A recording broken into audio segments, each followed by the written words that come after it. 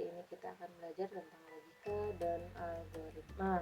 Nah, materi logika dan algoritma sudah saya bagikan minggu lalu dan saya sudah mencoba memberikan latihan, tapi setelah saya periksa latihannya masih banyak yang tidak tepat. Oke, kali ini akan saya coba menjelaskan, semoga nanti di akhir sesi pembelajaran ini kalian bisa mengerjakan latihannya lebih baik lagi. Nah, sebelum kalian menggunakan logika algoritma, kalian harus tahu dulu manfaat mempelajari logika itu apa.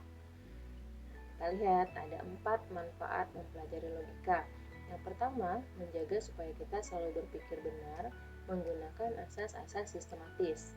Yang kedua, membuat daya pikir menjadi lebih tajam dan menjadikannya lebih berkembang. Ketiga, membuat setiap orang berpikir cermat, objektif, dan efektif dalam berkomunikasi. Dan yang keempat, meningkatkan cinta kebenaran dan menghindari kesesatan bernalar.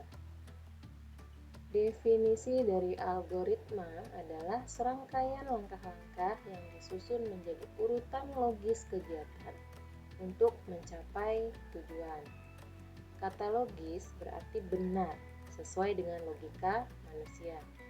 Untuk menjadi sebuah algoritma, urutan langkah yang ditempuh untuk menyelesaikan masalah harus memberikan hasil yang benar. Terdapat berbagai bentuk cara untuk mengkomunikasikan algoritma. Di antaranya ada bagan alir, ada bahasa pemrograman, dan lain-lain. Bentuk algoritma yang mudah dibaca adalah menggunakan bagan alir.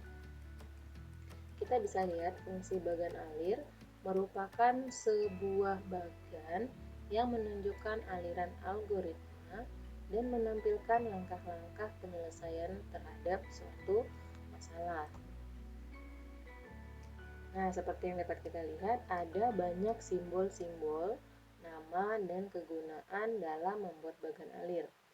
Nah, ini semua simbol, bahan, dan kegunaan bisa kalian baca lebih lengkapnya pada materi pembelajaran yang sudah saya berikan minggu lalu. Di sini contoh bagan alir saat terdapat sebuah masalah di rumah, yaitu masalah lampu. Jika lampu di ruangan kita tidak berfungsi, logikanya jika lampu kita tidak berfungsi, pasti kita akan melihat dulu lampunya ada atau tidak. Oke, makanya di situ dibuat lampu terpasang. Nah, mengapa dibuat simbolnya seperti ini yang berwarna kuning? Karena itu adalah simbol keputusan di mana akan ada jawaban iya atau tidak. Contoh, lampu terpasang. Jika tidak, maka yang akan kita lakukan adalah memasang lampu. Jika iya, maka kita lihat kembali bola lampunya masih bagus atau tidak, terbakar atau tidak, terputus atau tidak, atau segala macam. Oke, kita lihat kenapa kuning lagi, karena di situ mengandung keputusan lagi kan, ada jawaban iya atau tidak. Nah, bola lampu terbakar, jawabannya iya. Kalau iya, maka yang akan kita lakukan adalah mengganti bola lampu yang putus tadi dengan bola lampu yang baru. Nah, jika tidak, di situ misalkan jawabannya bola lampunya tidak terbakar atau tidak putus, maka kita memperbaiki. Langkah selanjutnya adalah memperbaiki lampu tersebut. Nah, kira-kira sampai di sini bisa dipahami? Saya berharap semua anak-anak bisa memahaminya. Kita lihat. Oke, saya memberi tugas minggu lalu kalian membuat sebuah algoritma alur pendaftaran atau PPDB online tahun 2021. Rata-rata masih banyak yang salah. Oke, nah saya memberikan ilustrasi alur PPDB online di tahun 2020. Boleh melihatnya kembali untuk bahan pembelajaran. Oke, kita lihat di sini. Alur PPDB online tahun 2020. Yang pertama adalah menyiapkan dokumen dan persyaratan. Lalu langkah kedua, calon peserta pendaftar mendaftar pada situs ppdbriau.net. Lalu langkah yang ketiga, menunggu dan memantau hasil verifikasi pendaftaran. Keempat, peserta melihat pengumuman pada tanggal saat itu 26 Juni 2020. Lalu kita lihat langkah kelima, langkah keenam, dan langkah ketujuh. Oke, sudah tersusun tahap-tahap 1, 2, 3, 4, 5, 6, dan 7 secara berurutan dan logis, sesuai logika. Nah, dari algoritma itu kita susun menjadi sebuah diagram alir. Contoh diagram alirnya seperti ini.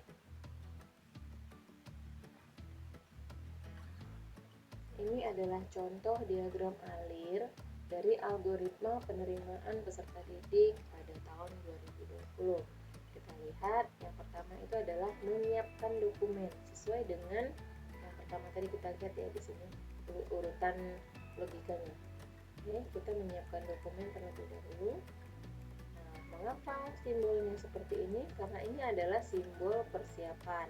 Dari mana kita bisa mengetahuinya?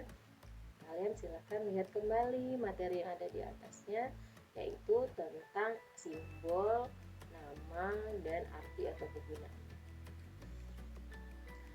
Lalu setelah menyiapkan dokumen, kita masuk ke tahap berikutnya adalah calon peserta mendaftar pada http://ppdbriau.net. Nah, mengapa simbolnya seperti ini? Simbol yang kedua ini adalah simbol yang dapat dibuat lebih detail lagi. Artinya, di dalam mendaftar pada http://ppdbriau.net, nah, peserta didik melakukan apa? Membuat akun, lalu mengupload dokumen-dokumen tadi, dan seterusnya.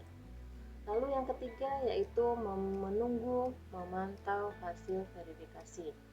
Itu simbolnya adalah simbol proses. Oke. Lalu berikutnya peserta melihat pengumuman. Nah, kenapa simbolnya seperti itu? Karena itu adalah simbol di mana ada keputusan. Ada beberapa jawaban, contohnya peserta didik diterima atau tidak diterima. Contohnya seperti ini ya. Peserta didik melihat pengumuman, jika tidak diterima, maka peserta didik bisa mendaftar atau mencari sekolah lain. Jika diterima, maka peserta didik bisa melakukan proses berikutnya, yaitu peserta melakukan daftar ulang. Setelah melakukan daftar ulang, masuk ke proses berikutnya, yaitu melaksanakan MPLS, dan setelah MPLS mulai melaksanakan sekolah. Sampai di sini cukup jelas ya penjelasan dari saya. Tugas pertemuan hari ini adalah mengulang tugas minggu lalu, karena setelah saya periksa masih banyak terdapat kesalahan atau pengerjaan tugas yang tidak tepat. Oke, yang pertama, rancanglah algoritma dan sebuah diagram alir penerimaan peserta didik baru tahun 2021 di SMK Negeri 5 Manado. Contohnya seperti yang saya berikan tadi, saya memberikan ilustrasi PPDB tahun 2020. Nah, kalian membuat 2021. Ada beberapa proses yang berbeda ya, tidak semuanya sama. Oke, yang kedua, gunakan aplikasi pembuat diagram alir dari Android Ananda masing-masing. Apa aplikasinya, Bu? Oke, kalian bisa lihat di Play Store atau App Store. Di situ banyak sekali aplikasi untuk membuat diagram alir. Kalian boleh pilih salah satu yang kalian anggap paling mudah digunakan. Dan perlu diingat, membuat diagram alir harus benar menggunakan simbolnya sesuai kegunaan. Oke, selamat mencoba, selamat belajar, dan tetap sehat. Sampai ketemu lagi di pertemuan berikutnya.